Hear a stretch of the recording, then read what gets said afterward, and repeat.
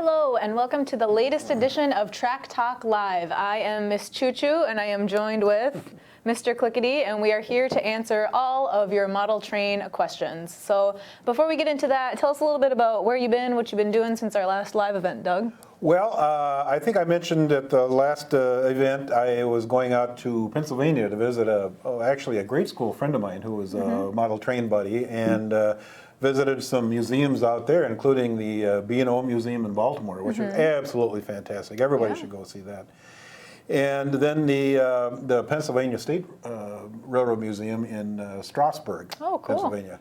And then some other things, just kind of looking at some various railroad sites. And then I went out to a RPM, Railroad Prototype Modelers Meet, at Greensburg, Pennsylvania, near Pittsburgh, and saw some really good modeling, and so we had a great time.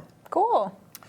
And I've got a few pictures to show you from there. So as far as around here, you know, I haven't done a whole lot since our last show. I guess I've been working on some model railroad estate things, which kept me kind of busy. Anyway, so back to the subject at hand here. I wanted to show you this picture because, as I mentioned, Lilia, before the show, we've had some questions about people asking how to butt multiple sizes of rail together, and I'm a real proponent about having multiple rail sizes. Real railroads don't use all the same size rail. It would be kind of counterproductive to use huge mainline rail on a little industrial spur, you know. So I was out for a walk one of the few nice days we had in the past couple of weeks. A little bit of spring. There's a railroad track's a block from my house, so I was walking down the railroad track just to get some fresh air, and I noticed this, and I thought, I should take a picture of this. Now, this is how the real railroads join multiple sizes of rail. Yeah. And I'm going to show you just quickly here.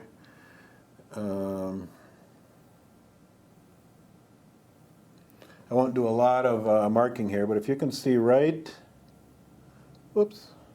Got to pick a lighter color. There you go. Right in there, you can see in the lower part of the left-hand rail, it actually sits below the right-hand rail. And so the right-hand rail is the older, more original rail, which is 90-pound rail. You know, it's always cast into the rail. You can look on the rail and see when it was made and what the weight of it is. And so that's 90 pounds per yard on the right-hand side, and then 115 pounds per yard on the left.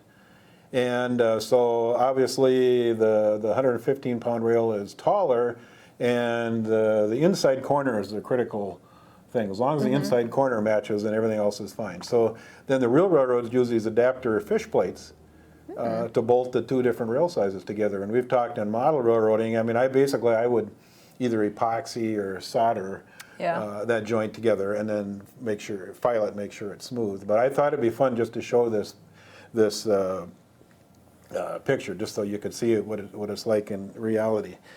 And then on this other note, I had some questions. I had to use a little cheat sheet here. Remember, I had to do some math. But we've had questions. The last show, I think it was, I talked about a clinic I went to when I was in Florida about passenger car wheels. And there was a question about why do freight cars typically have 33-inch wheels and passenger cars have 36-inch wheels? Yeah.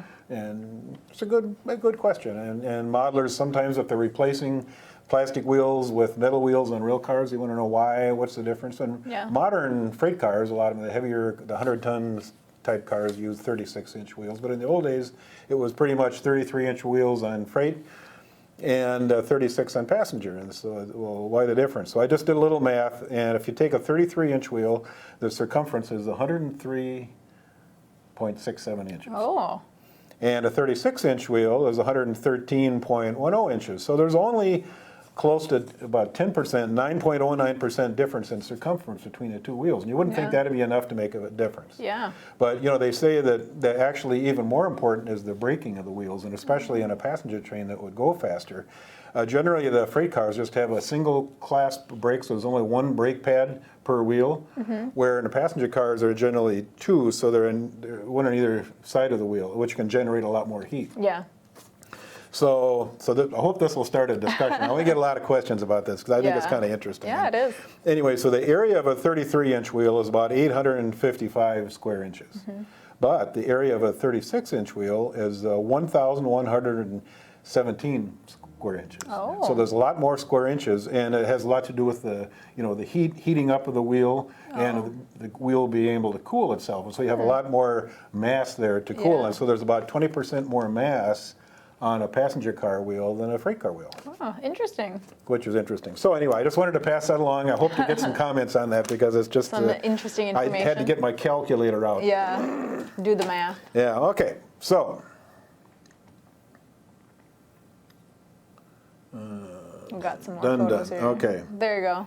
There we go. Here's some pictures now from the meet in Greensburg, Pennsylvania. I just wanted to show you this. This is a scratch-built Union Railroad Whitcomb. It's kind of interesting. In the Pittsburgh area, people like to model these steel mills. And you think about how huge, these steel mills were just huge, they dwarfed the trains. I mean, the buildings were just monstrous and all kinds of smokestacks and all things going on and all that. And so this Union Railroad was a railroad that did switching duties around Pittsburgh.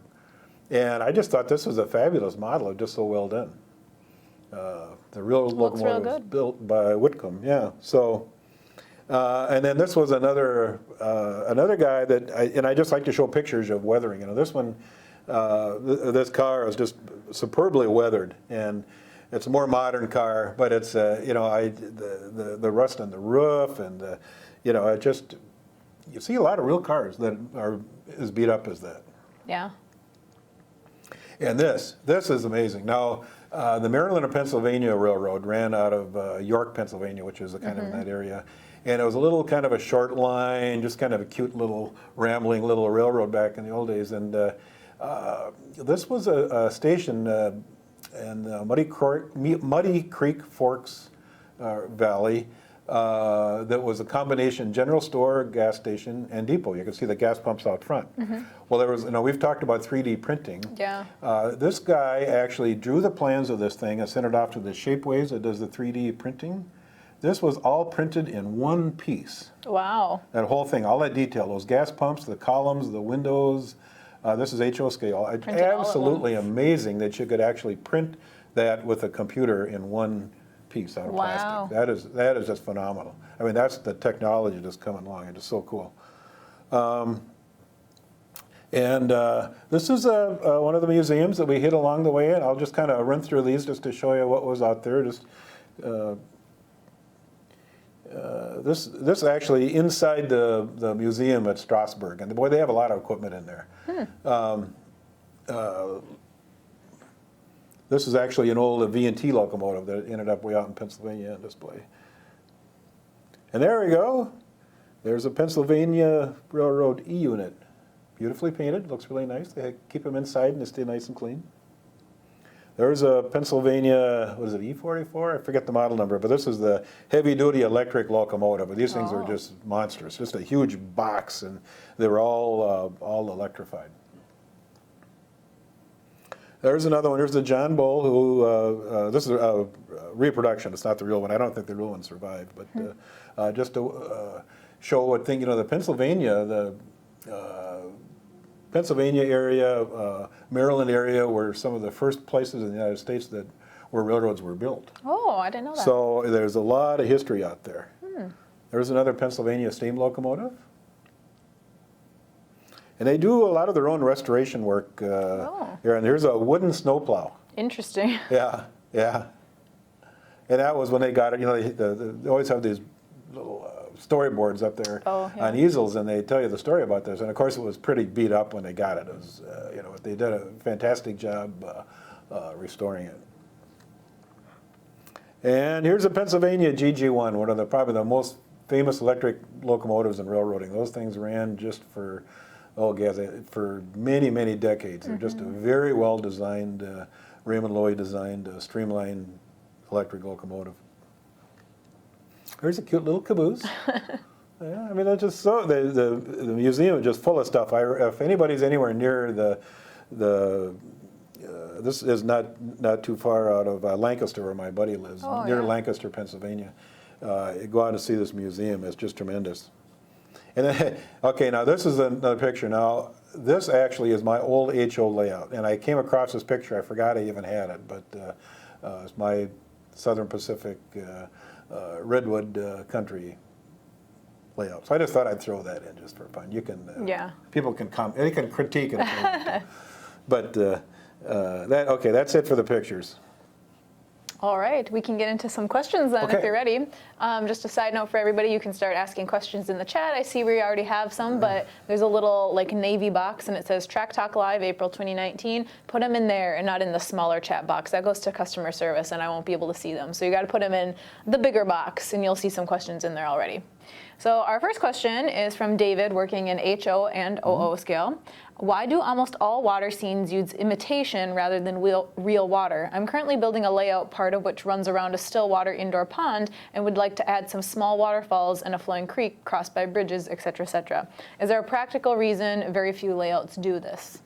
Well, I've seen it both ways, but the problem with real water, well, first of all, is the real water can get contaminated. Yeah. You got to put chlorine or something in the water to keep it from getting contaminated, but it doesn't flow in scale. Yeah. I mean, if you have a waterfall, it's going to fall in real scale, not in a model scale, and so you can actually have a more realistic looking water feature. If you do it. If you do it, I mean, I know it's a trade-off. Yeah. It's not real flowing water, and I have seen flowing water. You can certainly do it, but in the bigger scales, especially like people who do outdoor railroads, that'd be something else. We could really have a neat water scene, but it's a personal preference. You can certainly give it a try, but it's tough to make it look right in scale. Depending on what you're doing. Our next question is from John, working in HO scale, who says, prototype RRs use different heights, in parentheses, weight of the track than the main for spurs, short lines, yards, and the like. If I used code 83 for mains and code 70 for yards, how do I make the transition where they meet? Well, we just talked about that, didn't we? That's very appropriate. Very appropriate. So, what I did on my HO layout is use code 83 for the main line, code 70 for the passing sidings, and then actually code 55 for industrial spurs. So I had 3 different rail sizes. And as we said earlier, I mean, basically the easiest way to do it is just butt the rails together. Yep. You can solder them, you can epoxy them. Just make sure the inside corner is lined up. Yep. And whether you solder or epoxy, you can always file a kind of a transition smooth. And then, of course, I always paint my rail, weather the sides of the rail. So once the rail is weathered, once it's filed and weathered, you really, you don't hardly even notice it. But it's a wonderful, once you get used to seeing that multiple rail size, you really notice it on other model railroads, and you notice it on real railroads. And then, as I said, you can look on the side of the rail, the real rail, and it's actually cast right into the rail where it was made, what year, and then the weight of the rail. Cool. So you get down on your hands and knees, look at real railroad rail, and I've seen railroad rail that's 100 years old. Wow. Still in operation. Still going. Our next question is from Michael, working in HO scale, who asks, is there a simple way to repair the older brass engine drives that use the rubber tube design? Well, actually there's 2 things you can do. The Athearn, we used Athearn nylon U-joints and splines for a long time, and I haven't bought Athearn parts because I'm not, I'm not doing that anymore, but and I'm not quite sure about the availability, but you could contact Athearn, and the Athearn had they had a slip spline, so you went in and out, plus you had the ball U-joint, so you had the best of everything. And then secondly is Northwest Shortline, which is they're in Montana, and they are a fabulous supplier of any kind of model railroad hardware, mechanical stuff you could possibly imagine. And you can go online, Northwest Shortline, and look them up. And they have an online catalog that's just tremendous. They got everything. Cool.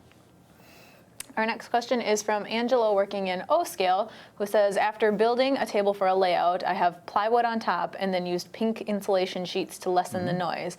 What should I put on top of the pink insulation? I'm not too concerned about realism. Should I use indoor/outdoor carpeting or the green grass mats made for model railroaders? If I use carpeting, I probably would not have to glue it down, which would help for future disassembly. Suggestions would be appreciated. Like your show. Thanks. Well, thank you. Well, you can certainly, the grass mat might be easier just because it's thinner. You could certainly glue a grass mat down using matte medium. Matte medium as an example, or even tack it down, maybe if you didn't want to glue it. yeah, I'd recommend the grass mat just for the ease of installation. And then if you're going to put the track down over the grass mat, I assume, and then if you ballast the track, then you can just ballast right over the grass mat. Or same thing with roads if you put roads in. Or using the foam, you can actually say you wanted to cut a riverbed or something into it. You can actually carve it right through. Yep. Carve it through. So I'd just lay a grass mat out, and maybe there'd be areas where you'd cut the grass mat out for something. But that's what I'd recommend. All right, we have another question from Angelo, same Angelo. Repairing Lionel operating accessories. What type of crimp or solderless connectors would you suggest for small telephone wiring these units oftentimes use, or do you always solder them?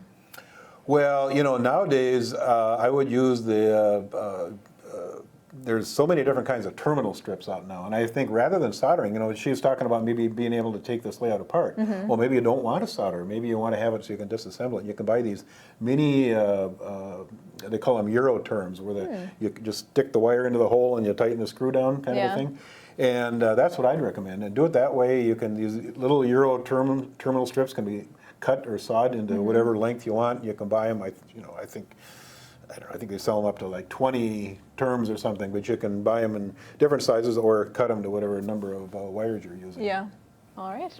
Our next question is from Tommy, working in HO, who asks, when I got back into model railroading, I went through a lot of different track. I finally settled on using Kato track in HO. As you know, Kato is big time N scale and has much more accessories than their HO line. Can you dedicate some time discussing the Kato products in HO? It's much easier for us old timers to get back into the game. Thank you. Well, Kato, I mean, it's good track, and they don't have the selection. I mean, that's what are you going to do? Yeah. But you can, you don't have to stay with Kato necessarily. If you want a special switch or something, you can mate it up to the Kato. So I think, that's the idea. The Kato is if you're using the sectional fixed radius track, you got the perfect radius. And so lay it down, and if you need to mate another piece of track up, you can always use, like, say, cork road bed and mate it up to the Kato plastic road bed. So, yeah, I think that just don't feel that you're being held back because the Kato doesn't have all the products, because you can certainly mate it up with other products. All right, our next question is from Alex, working in HO, who asks, how would you recommend to do model grass?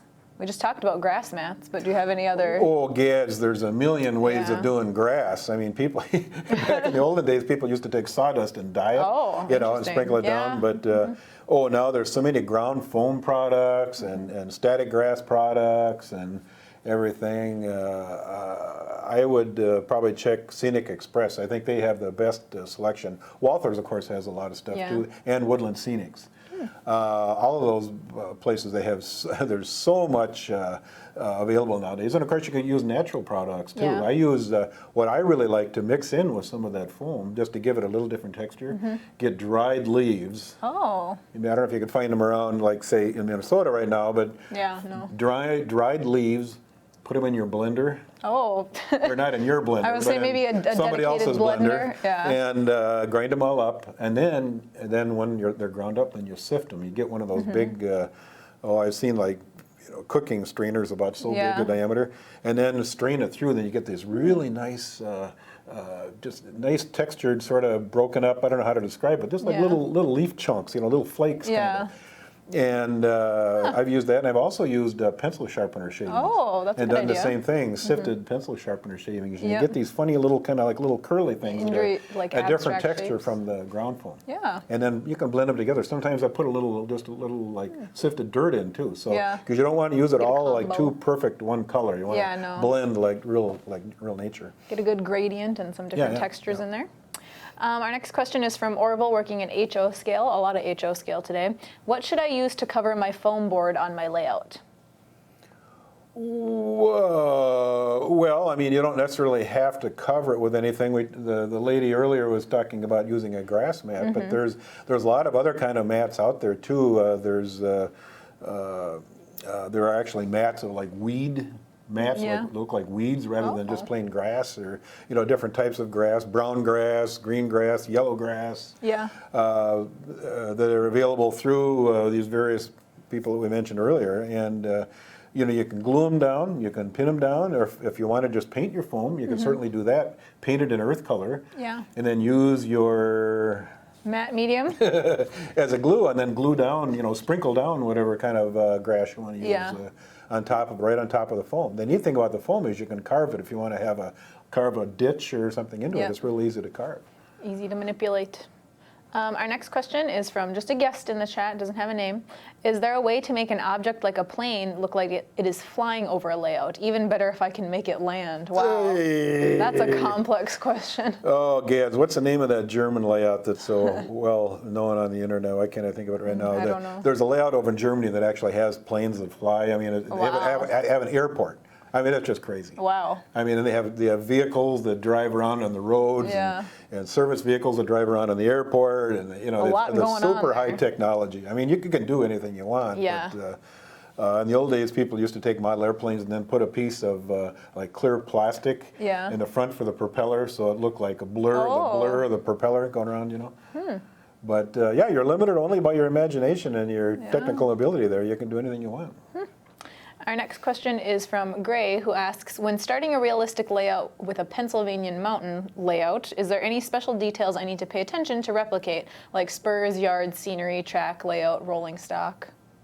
Do you have any specific Pennsylvania mountain layout knowledge? Well, that's a big question. I mean, I mentioned the Pennsylvania Railroad, which they called the standard railroad of the world back when it was, back in the 20s when it was at its peak. And I mean, they had the highest technology of anybody in the whole country. I mean, they could do anything. This was all before computer stuff. I mean, they just figured it out. This is just hard working, break your back kind of technology, but they did it. And I mean, if you want to model that, I mean, there's all kinds of examples of the Pennsylvania Railroad out east, or you can go back to that Shapeways Depot that I pointed out in the photograph that was on the Ma and Pa Railroad, which was a little short line that went through the woods, Scenic, sort of. Yeah, scenic, a lot of character to it, just kind of wobble down the track through the woods. And so there's a lot of, go anywhere in between. So you have to kind of decide what you want to do. Obviously you can't model a whole lot of the Pennsylvania Railroad. It's just huge. But sometimes a short line like the Ma and Pa is easier to model just because there isn't as much of it. It's a little less to manage. manage. First of all, you have to kind of pick your theme and your era, and then just what do you want to model? You want to model a little piece of the Pennsylvania Railroad, maybe a branch line segment of the Pennsylvania Railroad, not the main line part. Yeah. Yeah. Just put some thought into it. Put some thought into it. Think about what you want to do. Our next question, here I lost my place in the chat, is from Andrew, who asks, this is talking to somebody else. Let me see if this fits into anything you answered. By loading the mix into regular salvaged housekeeping spray bottles, you can spray the mix randomly and it'll pool and catch naturally on the topography. So maybe they're talking about spraying your grass down like in a spray bottle? Yeah, yeah, by all means. You can take the matte medium and thin it out so you can spray it through one of those little plant spray bottles. And it works great, yeah, by all means. But we mentioned, I think, on previous shows that the trouble with using any of these glues like this is that when you're done spraying, make sure you run just plain water through it and clean it out, because if that matte medium dries up on that little nozzle, it's just going to ruin it. Yeah. So clean it out real good when you're done. Make sure you clean it. Our next question is from Frank, who asks, can you tell if the track cleaning cars with the vac and grinder are worth the money? Thank you. Do you know what he's talking about? I wonder if he's talking about the LGB car. I think that's the only one I know of that actually has the grinder and a vacuum on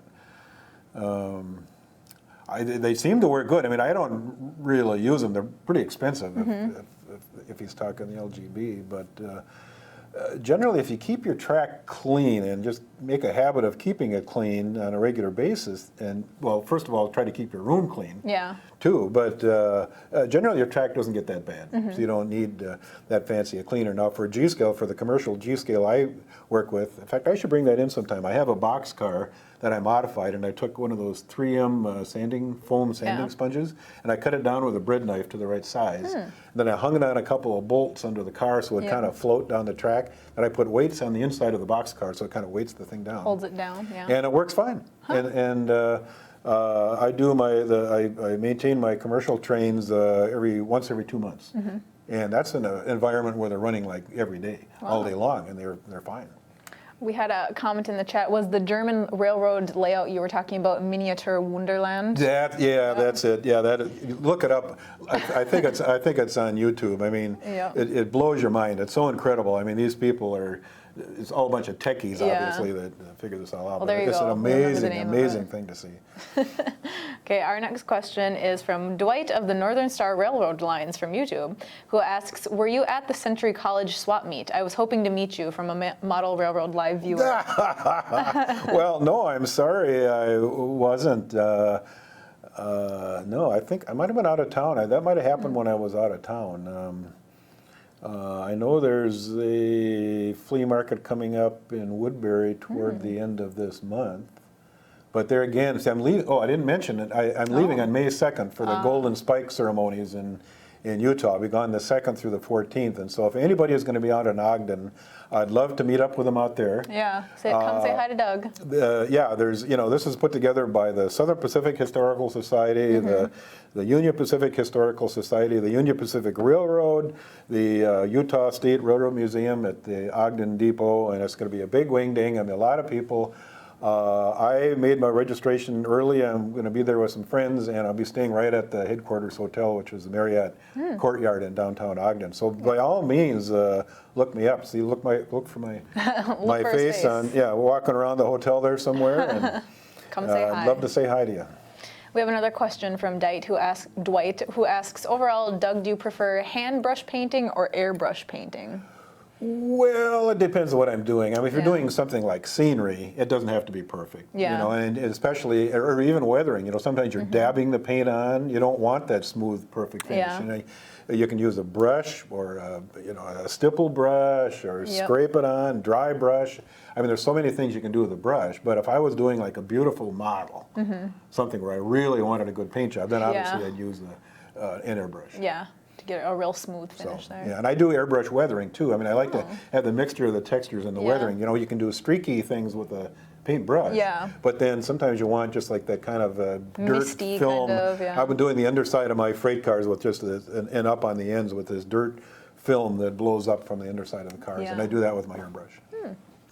All right, our next question is from Timothy, who asks, I'm using Atlas DC common wiring on my layout. I'm running the track in blocks. How do I wire the layout? Oh, that's a broad one, but do you have any tips for wiring? Well, that is pretty broad. I would, if you're using the Atlas components to hook it up, I would, there is an Atlas publication called How to Wire Your Model Railroad, I think, something like that, and that'll walk you through it step by step. It's hard. That's not knowing exactly what you're doing, but Atlas has all the components. If you have a reversing loop, or you have sections of track where you just want to shut them off, you can shut them off. You can have a two-cap block control, all of that. But maybe just see if you can find a copy of that publication. Our next question is from Sid, who asks, I find that clump foliage falls off when I try to glue it to a tree trunk. Do you have any tips for this when you're trying to put foliage on a tree? Well, I'll tell you what, I don't use the clump foliage. Maybe very sparingly, but the clump almost looks too thick to me. I like to use the foliage that's in the netting that you can buy that actually is made to, you can just kind of stretch it over a tree like almost like a spider web. Yeah. And then once you have the netting on there, then you can come back. I use a little hairspray. The hairspray of the non-scented hairspray. And just in just a spot you can squirt it and then sprinkle stuff on there. But to me, those maybe a few little clumps. But generally, I think of trees as being more airy. And I've used those dried leaves, by the way, those ground up leaves on a tree the same way. Spray the tree. And then sprinkle those dried leaves on there. And that texture of those little flakes looks so good on a tree. Blend up some more little leaves in not your blender. Use somebody else's blender. Our next question is from Carl, who asked, this is an interesting one. In all of your years of seeing and filming model railroad layouts, which one has surprised you the most? Well, somebody asked me that a long time ago, and I got to admit that when I was a kid, I became a pen pal of John Allen, and you have to be in the model railroading a long time to remember John Allen probably, but he was the he became the master of scenery and weathering and detailing. Wow. And he had a layout in Monterey, California called the Gory and Defeated. And so I think I had my paper out back then, and I was buying model trains with my paper out money. Yeah. And I became a pen pal of his. I was just so enthused about his modeling work. And so I had an uncle out in Oakland, California. And so my parents were going to drive out there. Oh, wow. That was back in those days, you know. Drive out to Oakland to see my uncle. And so I convinced my dad, the nice guy that he was, to drive me over to John Allen's house in Monterey. Yep. To see his layout. And boy, I saw that layout, and you know, John Allen was a professional photographer, and his layout really looked good in print. But I'll tell you, when you saw it in person, it just was a mind blower. And wow. And he was such a nice guy too. But you know, to this day, I'll never forget seeing John Allen's layout and what an influence it was on me as a modeler. Wow. It's just burned in your memory. Yep. From John now on. Allen. We have, going back to talking about the clump foliage that we were talking about, and also hairspray, Andrew in the chat says, how do you feel about the look after the application of the foliage foam? If so, hit it with cheap women's hairspray to hold it in place. Is he talking about foliage foam? Is there a different one there, using foam foliage to spray on? Well, there's so many different, you know, like Scenic, I was saying Scenic Express, Woodland Scenics, Walthers, they all have a lot of different kinds of products, but the foliage material that actually that you can buy, even from Woodland Scenics, comes with a kind of, it's almost like a netting. I don't know how you explain it, but it has color in it, obviously, but it's almost sort of a netting that you can pull apart and stretch over a tree form. And then it gives it a much more airy look rather than just big solid clumps. I suppose, you know, maybe there'd be a case for just a really super thickly foliated tree. Yeah. But, you know, to me, they almost look like, you know, something you know, buy in a hobby store or something that, you know, mass produced. And you can get some really beautiful trees, I think, if you do that more airy method. And then you can keep, you know, once you have the netting on there, you can keep adding to that. I mean, you can get a pretty heavily foliated tree, but it still doesn't look like those big gobs. I mean, to me, it otherwise looks like gobs. And so that's what I do. Yeah. All right. Well, that's what I like to do. You can certainly try the clumps. Yeah. Our next question is from Tim, who says, I'm just starting a small layout in HO and I'm totally lost on where to start. Do you have any beginner tips? Well, I'll tell you what, you know, I've mentioned this on when I've answered questions online too, and the best thing is to find a model railroad club in your area that you can go visit and kind of study it in person, or go to these railroad meets, like, you know, like I've been going around the country to these meets, but there are a lot of local meets put on by local groups and things, you know, and learn as much as you can before you start building, just so you know what you're going to do. And then, you know, basically when you build a model railroad, you can't do everything. Some guys want to do everything, but it's impossible. Yeah, you have to narrow it down. 60 feet in HO is a mile. Yeah. In scale, and most people don't even have a mile of track on a model railroad. It's 60 feet. So you know, you have to compress, and so you have to decide, first of all, you know, look at your room, what size room you have to work with, what space you have, and then, you know, what scale do you want to use? What'll work? Do you want to use HO scale? Do you want to use S scale like I do, or, you know, N scale? And then what railroad do you want to model? What kind of theme are you talking about? You know, heavy model railroading, a short line, an industrial railroad, you know, what kind of scenery are you going to go through? What kind of scenery do you want to build? Is it the mountains, the desert, all that kind of stuff? And so you have to kind of just think about all these things, just figure out just what you want to do. And then a lot of people too will just build a little diorama, just as a kind of a practice thing. Yeah, just to see what it. Try it out, build a little thing, and it's something you can just junk if you don't like it. But it's a practice thing. So. In your case, I'd say get back to us, you know, think about it and get back to us. I'd love to answer more specific questions. All right, our next question is from Don, who asks, Doug, have you added any new train stuff to your collection/layout? Well, I'll tell you what, it's been kind of busy, but I did my latest purchase, of course, S scale, which is impossible to get. But I've been a big fan of the Northern California railroads. In fact, that's what my HO was, Redwood Country. And I've been a member of the Northwestern Pacific Railroad Historical Society for many decades. I have a cousin that lived out in that country and a high school friend before that. So the Northwestern Pacific had these express boxcars that they would use for actually as part of passenger trains. They had the 36-inch wheels because they were on passenger trains. And so one of them popped up on eBay a week or so ago, painted in this. It was called Northwestern Pacific. It was a black car with this kind of an orange or yellow wing on it with red and orange letter. Really nice. Northwestern Pacific overnight freight service. Really cool cars. And I never thought I'd ever see one. Oh. I mean, it would be a job to try to custom paint something like that and do decals for it. Anyway, I saw it on eBay, and I just immediately had to bought snatch it up. So that was my latest big purchase, and I'm excited about it. And we're talking about Northwest Shortline with all these parts. Well, I use Proto 64, and Northwest Shortline sells the Proto 64, which are the real scale-looking wheels. And so Northwest Shortline is going out of business. People are retiring at the end of July. Oh. And there's a possibility of a new owner. But if anybody wants anything from Northwest Shortline, I would say order it. They're wonderful people, and they have all these parts. And so I ordered some Proto 64 wheels in both the 33-inch and 36-inch passenger size, just so I would have them, just in case I can't get them. Just in case, get stocked up. Our next question is from Lone Wolf 777, who asks, "Hey Doug, what do you think about the Great Model Railroad Challenge TV show in England? Have you seen it?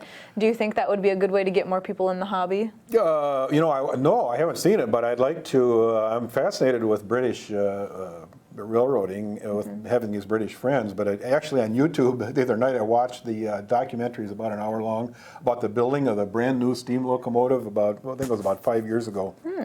They got it running, called the Tornado. Oh. The 100-mile-an-hour Tornado. Over in England, they invented trains, and they love trains, and they get away with doing a lot more things than they let us do over here. But they actually built a whole brand new steam locomotive. Yeah. Completely brand new. Wow. From the original plans, and they were. This was, I think, maybe a year ago when they did this video, but they actually ran it at 100 miles an hour. Wow. To prove that it would go 100 miles an hour. Can you imagine letting people run a steam locomotive 100 miles an hour in the U.S.? But anyway, so I mean, I love Brit stuff, and but I'll have to check out that show. I'm not familiar with it. Yeah. We'll look at it and get back to you. Our next question is from Sergeant Luke, who asks, "I live in an apartment and I would like to get back into model railroading and have limited space. Do you have any recommendations for a small layout?" Well, that's what I did when I was apartment living in my younger days, and I like switching. I grew up near the Minneapolis, Northfield, and Southern Railroad as a kid, and I got to ride in the caboose. I'm sure I mentioned that too. I rode in the caboose with the conductor, and then at the very end, I come back very carefully and work around the switches, and I've even used very careful go around with an eyedropper to make sure you don't get Next question is from Ralph, who asks, "I have 2 brass HO engines, Ma and Pa 10-wheeler by Gem, and that you can just silicone down into the locomotive frame." So I would suggest find a can motor, a flywheel. It's a doggone small. I mean, you can fit them. Worst case, you might have to take away some of the weight from the locomotive, but you can generally fit a decoder in, a steam locomotive boiler, or in the worst case, you could always put it in the tender, if you can't fit it in the locomotive. So there's a lot of options there. Small speakers if you're going to use sound. So first, I think you have to upgrade the mechanism. Yep. Because it's not going to, if it runs poorly on DC, it's going to run poorly on DCC. So got to get it running good first. It's easy to do with DC. So get it running smooth. I would change out the motor and run it on DC. Is from Russ, who asks, "Do the Walthers DCC friendly turnouts require a frog juicer for the locomotives to roll over the frogs without stopping?" Yeah. They do? Yeah, they do. I mean, some people don't hook them up because it's kind of a short span. Yeah. And if you have a locomotive with enough pickup wheels, you can it'll kind of go right straight through it. But I definitely like to power my frogs. And I think I mentioned before, on my S-scale layout, I'm using hand-laid switches, but I'm using my tortoises left over from my HO layout. And I don't electrify the tortoises. I'm actually operating with a choke. It as manual as possible. So, but I do use the contacts on the tortoise then to feed my frogs. So rather than a frog juicer, I'm using the tortoises. But yes, I would power the frogs With a juicer. Yeah, with a juicer or something, contact. Yeah. Our next question is from CJ, who asks, how do I incorporate lower staging areas to the main line and go to a higher elevation in the back? I've always built flat layout. If your room is big enough, you're going to work your way around the room and actually on a grade and get up above it. If you do a 3% grade, that's 3 feet. Yeah. And so, it takes quite a bit of linear track to get up and above high enough to get above another level of track to make it, if you want to have a scenic level, you don't want it the other layer right on top of it. So another thing, of course, is helixes. People use helixes all the time, and they're getting more technical about helixes. Yeah.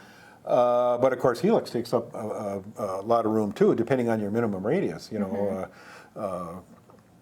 If you have pick a number, say you have a 24-inch minimum radius, then that means your helix is going to have to be for the track. It'll have to be 4 feet in diameter, plus even probably a little bit bigger to account for the support of the helix. So call it 5 feet. So it does its job and gets you up to the upper level, and so that's probably the best thing going. The best option. Our next question is from Richard, who asks, what can I use to refreshen my trees after they have been dried out? Well, some people, I think the floral thing is they dip them in, is it silicone, I think? Or glycerin. Glycerin, that's what it is, glycerin. You can get over to a place like Michael's, dip them in there. But, because I use the non-scented hairspray, once you spray some hairspray, that's basically spray glue. Yeah. So, you're going to, once you get the hairspray on the branches of the tree, it's going to act like a little, it's going to just encase the tree and kind of do the same thing. So there's an option. Yeah, with dipping a tree into glycerin, then you have a possibility of breaking the little branches off. The piece, because it's kind of heavy. Our next question is from Bill, working in N scale, who says, I find that I may have to find a way to join Pico code 55 rail on my layout with code 80 rail on a Walthers turntable I have on order. Any suggestions? Well, it kind of goes back to what we were talking about earlier. basically, you're going to have to adjust the levels of the track to make everything work. But as long as the inside corners match up. and if you have the correct gauge, they will. Yeah.